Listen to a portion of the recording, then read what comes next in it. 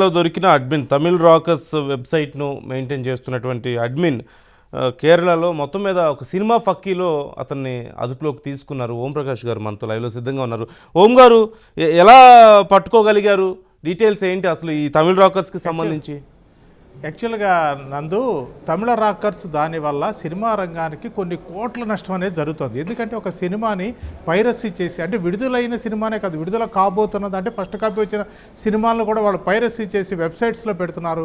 వాళ్ళ వల్ల ఎంతోమంది నష్టపోతున్నాము అని చెప్పి గగ్గోలు పెడుతున్నారు. చిత్రం ఏమైంది అంటే, ఏప్రిల్లో విడుదలైనటువంటి పృథ్వీరాజ్ సినిమా ఒకటి వాళ్ళు ఇలా పైరసీ థియేటర్లో పైరసీ చేసి దాన్ని అంటే సెల్ ఫోన్లో రికార్డ్ చేసి అప్లోడ్ చేశారు. అది తెలిసి పృథ్వీరాజు భార్య కేరళలో అతని మీద కేసు పెట్టింది, స్టీఫెన్ రాజు మీద.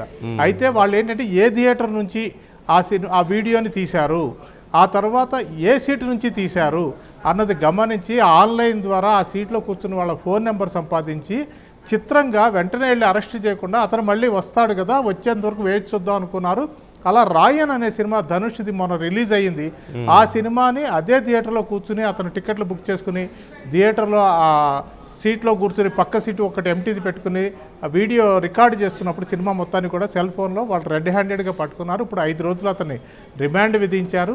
అతని మీద ఇప్పుడు కొత్తగా కేంద్ర ప్రభుత్వం సినిమాటోగ్రఫీ యాక్ట్లో చేసిన సవరణల కారణంగా 3 నెలల నుంచి 3 ఏళ్ల దాకా జైలు శిక్ష పడే ఆస్కారం ఉంటుంది. అలాగే ఏదైనా సినిమాని కనుక పైరసీ చేసి ఇప్పుడున్న పరిస్థితుల్లో సినిమా వ్యయంలో 5% అతని దగ్గర నుంచి రికవర్ చేసే ఆస్కారం కూడా ఉంటుంది.